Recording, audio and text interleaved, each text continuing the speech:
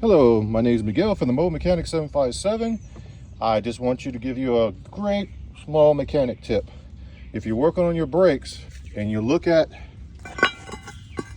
the front of this rotor, it's glazed, in other words shiny, and it's got a lot of good grooves in it, which is called Saturn. If you look in the back of the rotor, what you do not see is actually worse. And then you got the brake pads. Whatever the brake pads are going to do, it's going to follow. And if you do it too much, you'll be metal to metal.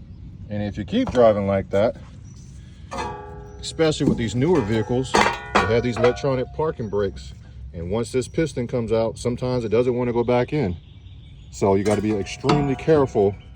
When you hear a squeak, get the vehicle repaired. If you hear a grind, prepare to pay some good money, because now you're going to go from brake pads to rotors and possibly one of these bad boys. And this is also an electronic parking brake, and that's expensive. So this is just a mechanic tip.